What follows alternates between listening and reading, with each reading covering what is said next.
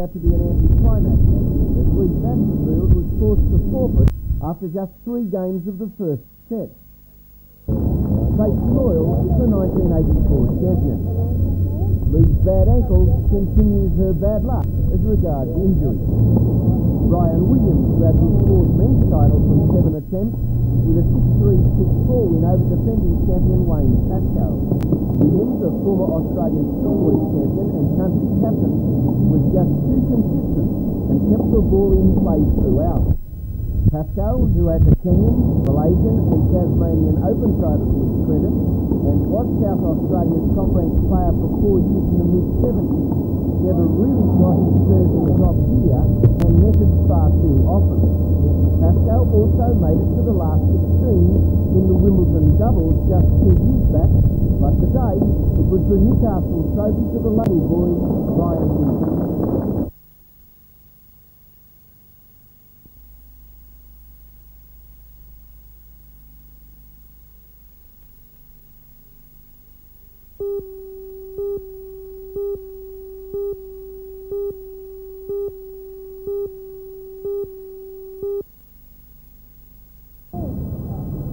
The accident occurred about 4 o'clock in the afternoon when 20-year-old Newcastle student Mr. Tony Tull, piloted the hang glider, became caught in the knee current. An eyewitness said he apparently lost control of the glider and crashed into 2 overhead power lines in Scenic Drive, Merriweather. Jumped up and had a look out the window. I could see he couldn't make it. He was coming down, instead of up. He picked his feet up, tried to go over the top of them, but he just clipped it like. After crashing in the line, he fell to the ground, and his damaged glider was blown across the road and running out of the house. The rescue squad, who was harnessed in protective clothing, probably acted as an insulator and shielded him against the 415 volts carried by the power line. He was taken by ambulance to Royal Newcastle Hospital, suffering from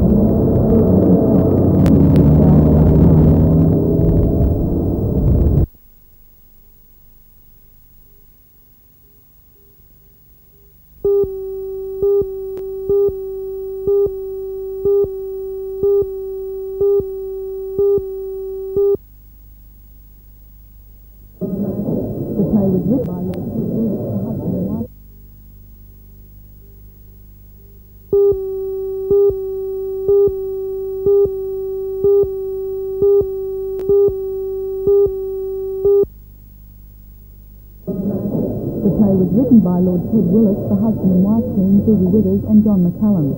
After a successful season in England, the production has been brought to Australia, and according to Judy Withers, it's a role she thoroughly enjoys. She's elegant and she's fun, but also she's got a lot more to her. I find her an interesting woman to portray. Although the play's a comedy, it deals with a subject that is real to many women. What advice do you think it has to offer? Find a fella. I don't know. I mean, there she is. I mean, she's facing late middle age, and she hasn't got a husband. She's divorced twice. She's lonely, and I think it's a very good thing. There are a lot of lonely people in this world, and I think a lot of lonely people could get together, not necessarily get married even, but even if they're the same sex. But loneliness is a terrible thing when you get older, and this is really, in a way, what the play is about, although it's funny. Which is, I do stress it's a very funny play. For the Australian version, which has been slightly shortened as it's to be played in pubs as well as theatres, an Australian cast has been recruited, including a special guest appearance by Sir Robert Helpman. How do you feel about playing in clubs? Well, I think it's interesting because everybody can't afford or doesn't want to go to the opera or the ballet, and it's a new public, and I think the more one can do to stimulate interest in the theatre to that sort of public, the better. If the government won't support drama, the posties will.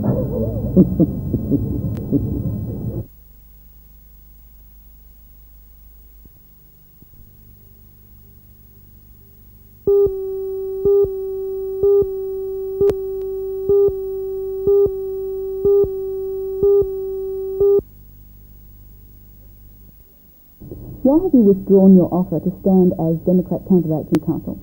Well, I saw the Democrats was doing some damage to Newcastle, by standing in this federal election, because I can see Don Geddes as being a strong chance as an independent to make Newcastle a swinging seat. And by standing and not giving my preferences to Don Geddes, I may have prevented that. Do you think this is fair to Democrat voters? Democrat voters still have the Senate to vote for, and I'll be pushing that very hard in Newcastle, but Senator Colin Mason is standing for New South Wales. The man is an absolute gentleman, and he's working for this city and for this country. How important do you think it is for Newcastle to become a swinging seat? Extremely important. We're down and out at the moment. We're not going to regain our position in this nation or in this world unless we can get back on top of things, and we won't do that while we're a state seat. We need government cooperation, and we won't get that while we're giving our votes away for nothing. Thanks very much.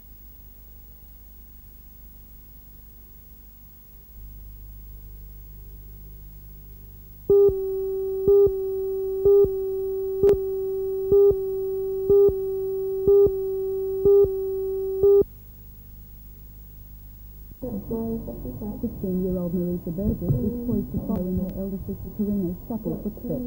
She is one of 3 girls being considered for 2 vacancies to dance with the legendary Bluebells at the Lido in Paris. Her sister Karina, who became a Bluebell 4 years ago, is now their principal dancer and has high hopes Marisa will be accepted also. At present, 3 of the 20 dancers are Australian girls.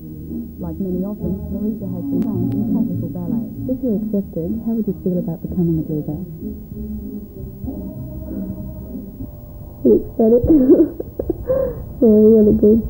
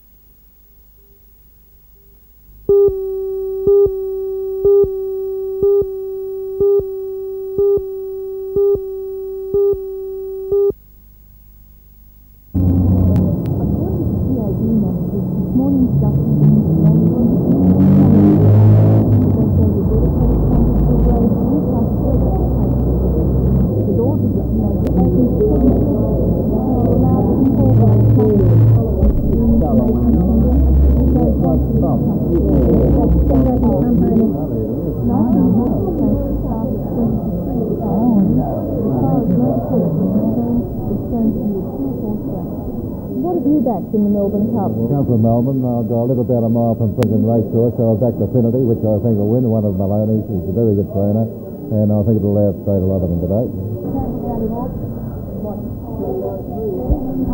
Comes up too. You better get up there, or I'll be very cranky if he does. So will my husband. So it seems most punters are putting their money on the New Zealand horses Affinity and Bounty Hawk. But as we've seen in previous Melbourne Cups, the favourites don't always make it to the winner's circle.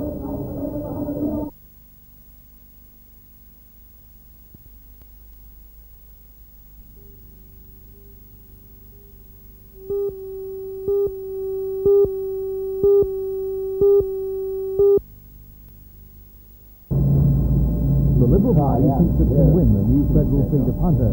The seat now takes in Maitland, Beresfield, Raymond Terrace, Cessnock and Singleton. Only a small percentage swing is needed, and there is no sitting member to campaign against. At a news conference in Maitland this morning, Senator Bone focused on Labor's failure to rule out the capital gains tax. All over New South Wales, I'm finding the same thing. Ron Dalton's told me the same thing's happening here in the Hunter, that small businesses and small farmers are terrified as to what it's going to mean for them. If they turn 65 and they can't qualify for a pension because their assets are too great, and then they find if they try to sell their assets, they're up for capital gains tax, they'll be furious and they think it's not fair, it's not a fair go. Why didn't the government and Dr. Dalton told the conference the Liberal promise of income splitting had been welcomed but not completely understood. It's hard to understand, but it's a great idea. It means that families where there's one breadwinner will get a greater tax rebate. That's what it means. They'll be able to spread some of the income earned by one person between that person and the wife or the husband, whoever the non-working person is. And that will get a lower rate of tax. It'll mean more money for the family to do the things that families have to do. And it has to be done that way if you're going to give some extra benefit into Australian families, and that's the Liberal tax policy.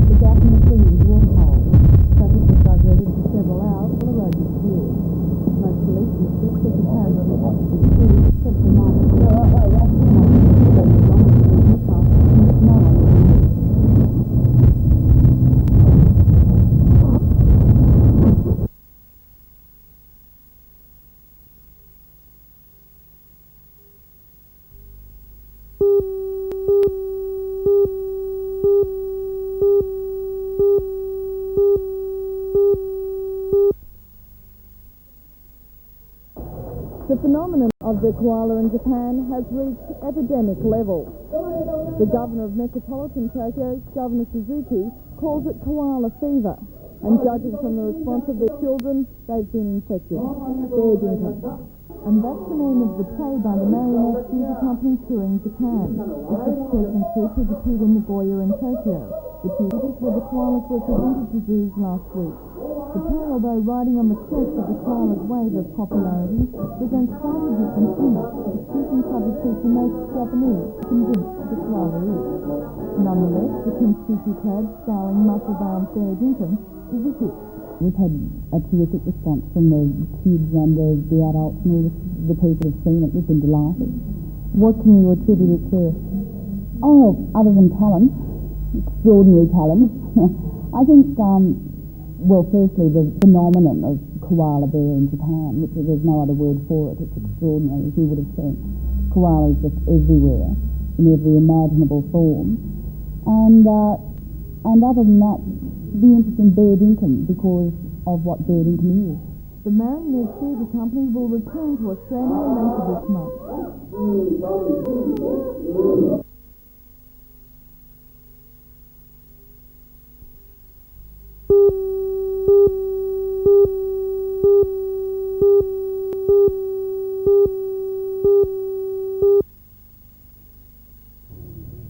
Even an hour after the wind struck, residents in the View Street area of Nora Head were still shaking their heads in disbelief.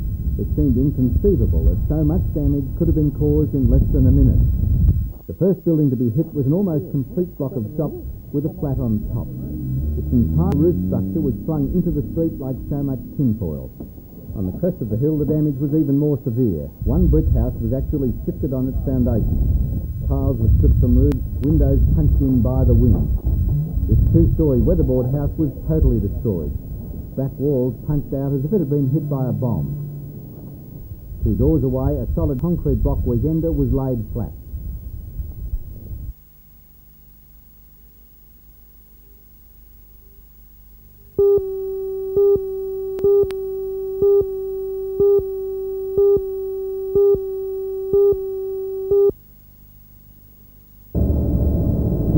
According to Mr. World, the only way to diagnose carotid artery disease is by taking a careful history from the patient and by examining the neck with a stethoscope. The doctor then listened for a noise over the narrowed artery in the neck, which would later be confirmed by means of an X-ray after injecting dye into the artery. Mr. World says an accurate outline would be obtained of the abnormality and narrowing, which would then be operated on.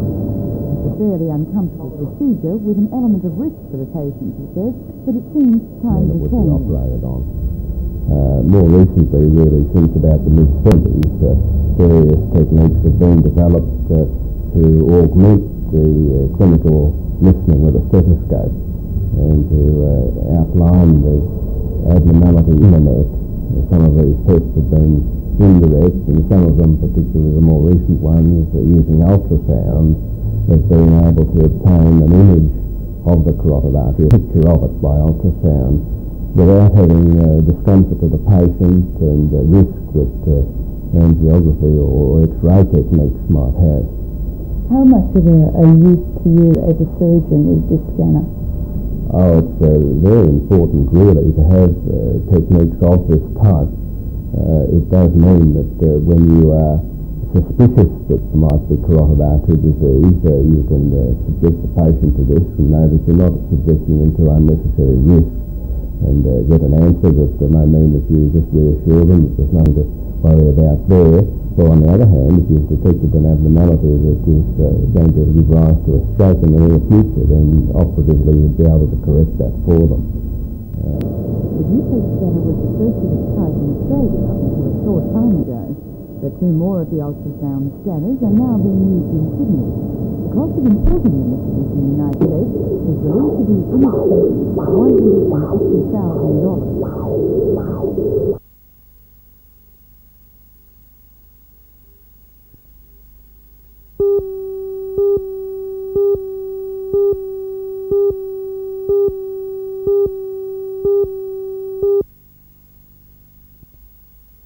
The Wall Paintings exhibition consists of 53 works by Henry Forward, who in 1918 was appointed an official war artist and commissioned to paint on the Western Front.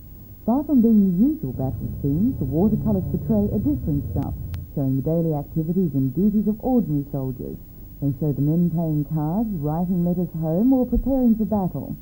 Forward also took an interest in the French landscape, only showing distant battle scenes. One of the paintings included is the death of Baron von Richthofen, which shows the biplane crash and death of the German air ace, better known as the Red Baron. Meanwhile, a Cook's Hill Gallery, an exhibition in a lighter vein, opened today. Over 100 pieces of jewellery are on display, the work of Sydney jeweller Tony White. His own designs, they mainly concentrate on pearls and coloured stones set in either silver or 18-carat gold. A spare $5,000 will buy you this necklace with its 3 strands of graduated pearls set with dark red tourmaline, or perhaps a single strand of pink 6-carat pearls for $3,800. According to Mr. White, this set made in sterling silver and onyx will appear shortly in the magazine Harper's Bazaar. The stones used in his designs are mostly Australian. However, Mr. White travels to Thailand each year to buy the pearls. And as with many Australians breaking into the American market, Mr. White says there is a strong possibility that he'll be going to Dallas in 1986 to hold an exhibition of his work there.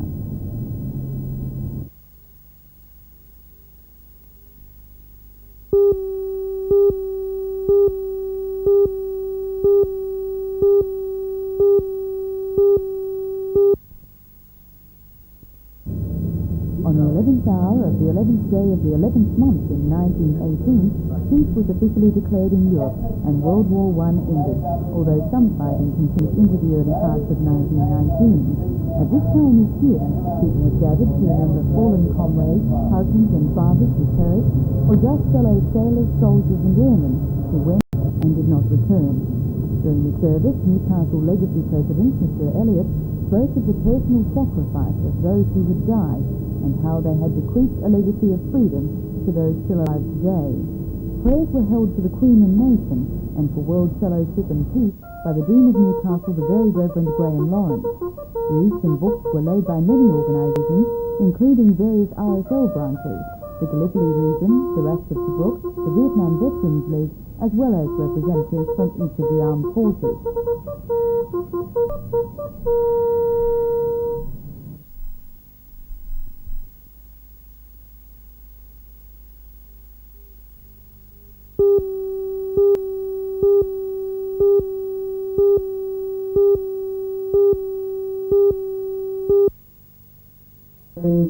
This could be a genuine inquiry from a television sales company. Yeah, it's working. We have got one video and a second television as well. Yeah. Yes. Yeah, and two-colour televisions. That information could all be very helpful to a Yeah, would-be we have got a burglar. video Few set. people actually check No. if telephone surveys are We've got- genuine. The police we do believe have householders two-colour need to be very televisions. careful what information they give out over The the one phone. video. We found that people tend to say, well, it's a telephone call, it must be genuine. We really do want people to start thinking about what they're saying and who they're saying it to. It's possible they're not only going to tell people what they've got in the house, even that they might not be in the house. Yes, we've had occurrences where people have got into this situation and they've gone on to ask them about their leisure time activities, and they've said, I go play bowls on a Wednesday afternoon, because they're robbed on a Wednesday afternoon. So the rule then should be, if anyone wants to give information to a telephone survey, they should phone the survey back before they say anything. Bring them up, the company who the people say they're from, before you give the information out. But we don't like people giving information out to anybody, really, because even if the company is genuine, there's no guarantee that the person who is employed by the company is genuine. They could well be keeping a second copy of the information, or just remembering it, and you can't guard against that.